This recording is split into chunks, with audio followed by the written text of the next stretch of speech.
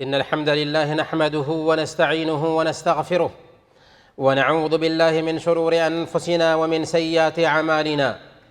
من يهده الله فلا مضل له ومن يضلل فلا هادي له، وأشهد أن لا إله إلا الله وأشهد أن محمدًا عبده ورسوله.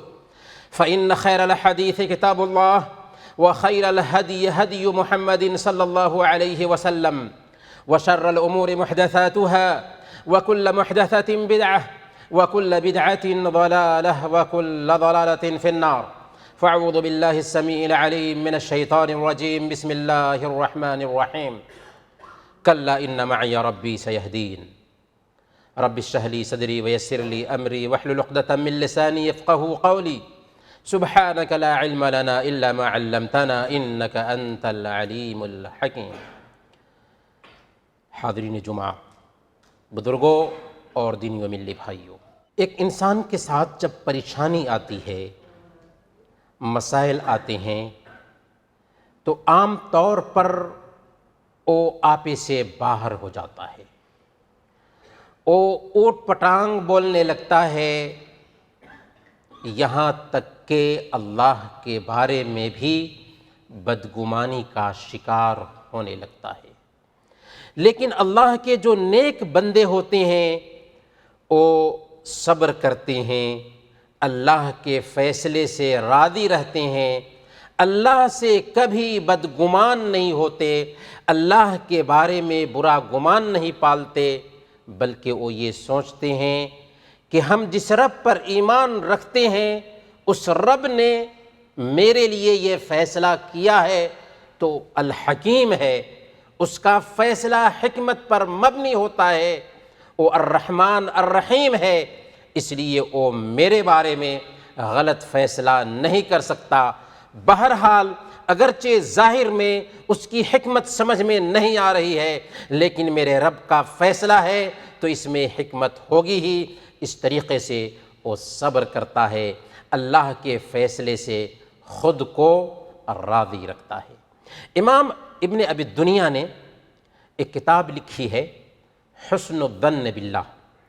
اس کتاب میں انہوں نے حضرت ابن مسعود رضی اللہ تعالی عنہ کا یہ قول نقل کیا ہے کہ اللہ کی قسم جس کے علاوہ کوئی معبود برحق نہیں، ایک بندے مومن کے پاس اللہ کے ساتھ اچھا گمان رکھنے سے بہتر کوئی سرمایہ نہیں ہو سکتا، کہ اس کی وجہ سے ایک آدمی یہ سمجھتا ہے کہ سارا خیر اللہ رب العالمین کے ہاتھ میں ہے۔ میرے بھائیوں، جب ایک انسان اللہ رب العالمین پہ اچھا گمان رکھتا ہے، اللہ رب العالمین سے حسن ظن رکھتا ہے، تو اس کا فائدہ کیا ہوتا ہے؟ اس کا فائدہ یہ ہوتا ہے کہ اللہ رب العالمین اس کو ہر پریشانی سے، مصیبت سے نجات عطا فرماتا ہے۔ چنانچہ حضرت موسیٰ علیہ السلام بنو اسرائیل کو لے کر کے فرعون کے چنگل سے آزاد کرنے کے لیے نکلے تھے۔ سامنے میں سمندر ہے، پیچھے سے فرعون لشکر کے ساتھ تعاقب کرتے ہوئے آ رہا ہے۔ بنو اسرائیل پریشان ہو جاتے ہیں، کہتے ہیں انا لمدرکون، ہم تو پکڑ لیے جائیں گے۔ کوئی سہارا نہیں دکھ رہا تھا ظاہر میں، لیکن حضرت موسیٰ علیہ السلام کیا کہتے ہیں؟ کلا ان معی ربی سیہدین، ہرگز نہیں، اللہ ہمارے ساتھ ہے، وہ ہمیں راستہ دکھائے گا۔ کیا راستہ دکھایا یا نہیں دکھایا؟ اللہ تعالیٰ نے بہتے سمندر میں راستہ بنا دیا، اور بنو اسرائیل کو لے کر کے موسیٰ علیہ السلام نکل گئے۔ اسماعیل حضرت ہاجرہ علیہ السلام کو دیکھیے، ابراہیم علیہ السلام ایک ننھے دودھ پیتے بچے کے ساتھ ایک ماں کو بسا رہے ہیں، اور بسا کر کے وہاں سے چلتے بنتے ہیں۔ ہاجرہ علیہ السلام پوچھتی ہیں کہ آپ ایک ماں کو دودھ پیتے بچے کے ساتھ چھوڑ کر کہاں جا رہے ہیں؟ کچھ جواب نہیں دے رہے ہیں۔ جب کہتی ہیں اللہ امرک بہذا، کیا اللہ رب العالمین نے آپ کو اس کا حکم دیا ہے؟ تو سر ہلایا اس بات میں، تب کیا کہتی ہیں؟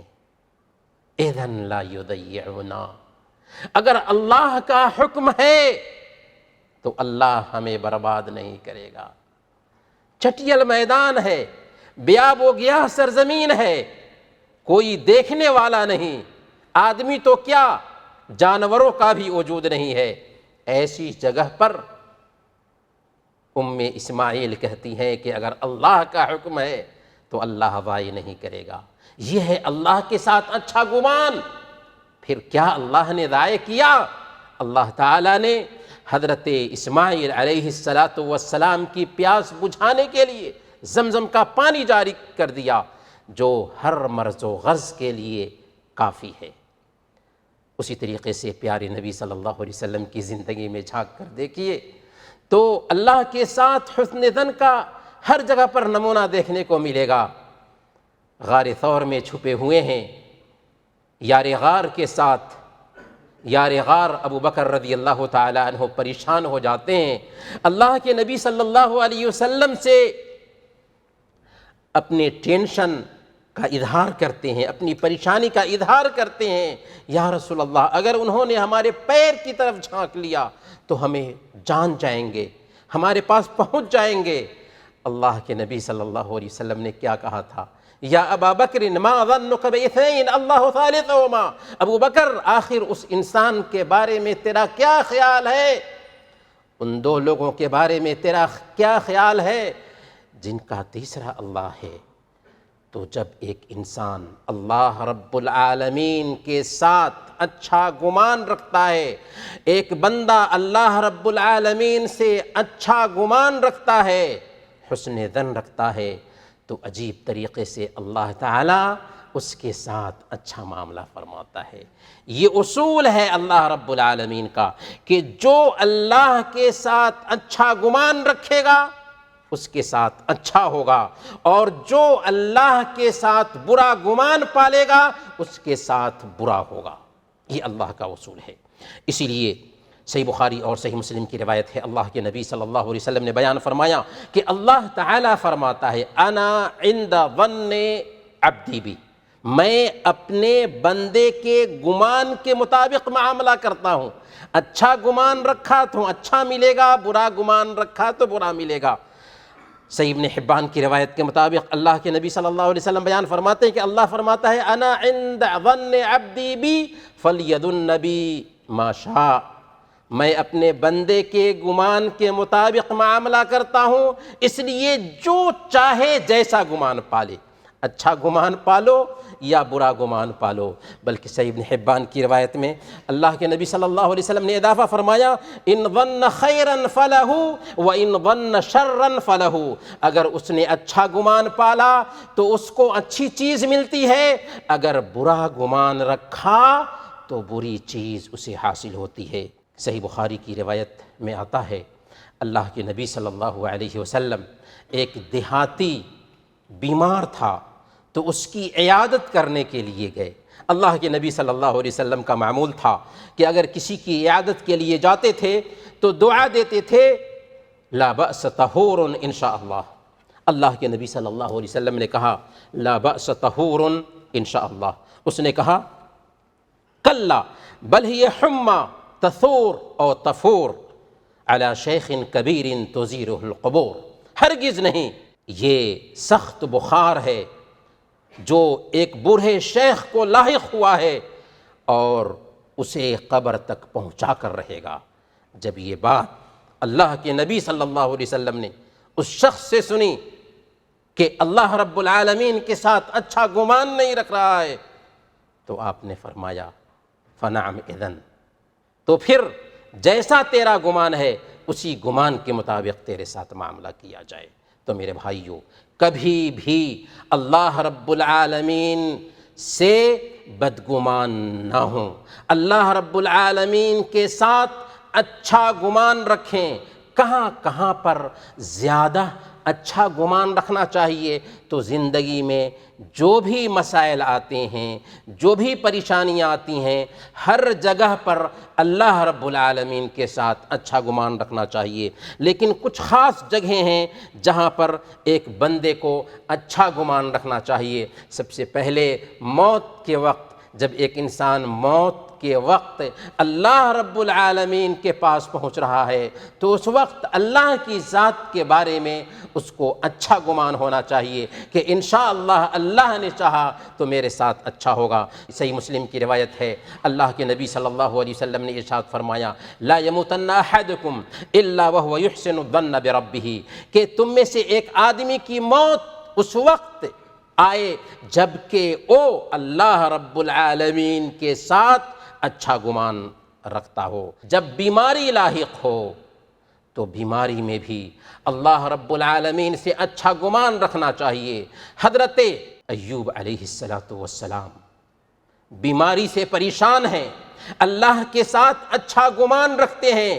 ایک وقت آتا ہے کہ وہی رب ایوب علیہ السلام کو حکم دیتا ہے، ارکض برجلک ھذا مغتسل بارد وشراب، چنانچہ اسی پانی سے نہاتے ہیں اور اسی کو پیتے ہیں، ساری بیماری دور ہو جاتی ہے۔ اس لیے بیماری میں اللہ رب العالمین کے ساتھ اچھا گمان رکھنا چاہیے، کیونکہ اللہ کے علاوہ اور کوئی بیماری دور کرنے والا نہیں ہے۔ حضرت ابراہیم علیہ السلام نے کہا تھا، اللہ تعالیٰ نے ان کے قول کو نقل کیا، وَإِذَا مَرِضْتُ فَهُوَ يَشْفِينِ، جب میں بیمار پڑتا ہوں تو وہی ہے جو شفا دیتا ہے۔ تیسری جگہ، جب مالی تنگی سے دوچار، مالی اعتبار سے حالات خراب ہو رہے ہوں تو عام طور پر ہم کیا کرتے ہیں؟ اپنے دوستوں کو فون کرتے ہیں، اپنے جان پہچان کے لوگوں کے پاس جاتے ہیں، اپنا مسئلہ اس کے سامنے رکھتے ہیں، لیکن رب کا دروازہ نہیں کھٹکھٹاتے۔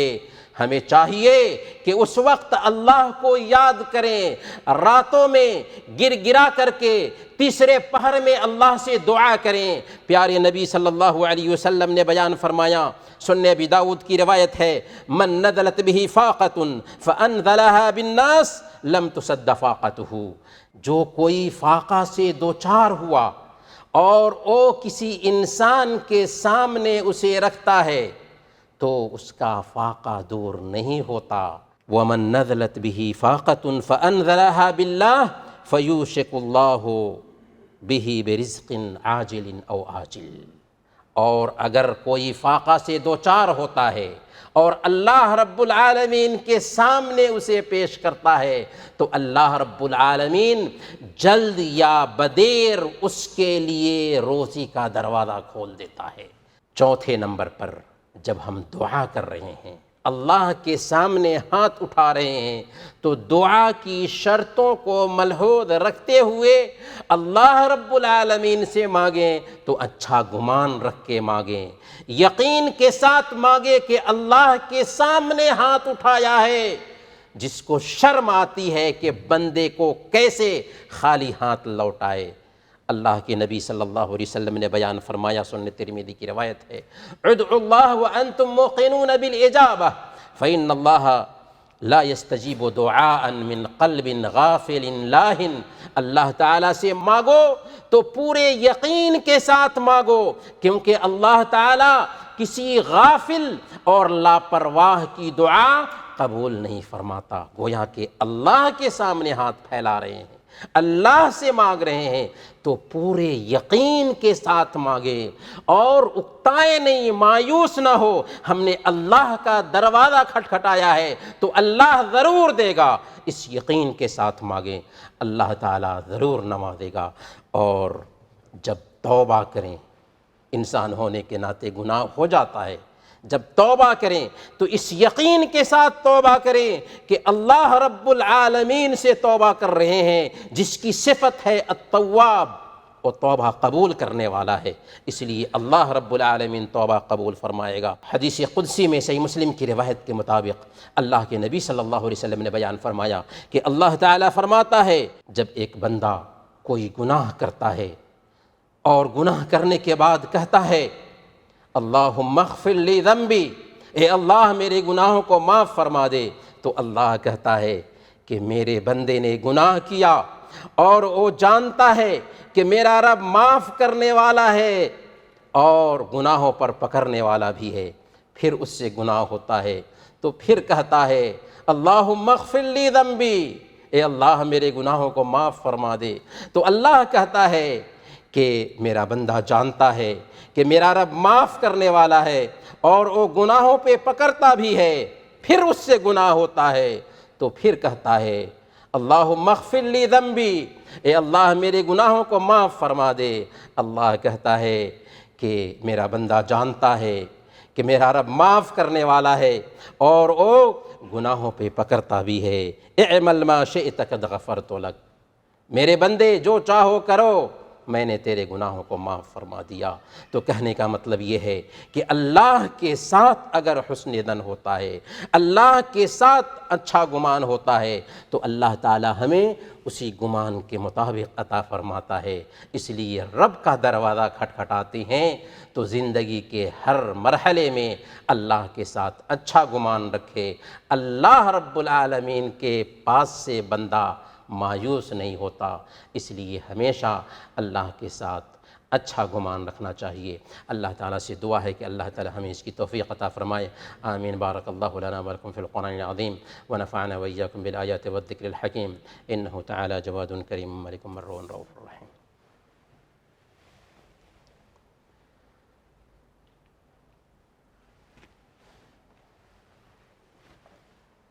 इन्नल हम्दुलिल्लाहि नहमदुहु व नस्तईनुहु व नस्तग़फ़िरुह व नऊज़ु बिल्लाहि मिन शुरूरि अनफुसिना व मिन सय्यिआति अमालिना मन यहदिहिल्लाहु फला मुदिल्ल लहु व मन युद्लिल फला हादिय लहु व अशहदु अल्ला इलाहा इल्लल्लाहु व अशहदु अन्न मुहम्मदन अब्दुहु व रसूलुहु फ़इन्न खैरल हदीस किताबुल्लाह व खैरल हदी हदी मुहम्मदिन सल्लल्लाहु अलैहि वसल्लम व शर्रल उमूरि मुहदसातुहा व कुल्लु मुहदसतिन बिदअह व कुल्लु बिदअतिन ज़लालह व कुल्लु ज़लालतिन फ़िन्नार। फ़अऊज़ु बिल्लाहि अस्समीइल अलीम मिनश शैतानिर रजीम। बिस्मिल्लाहिर रहमानिर रहीम।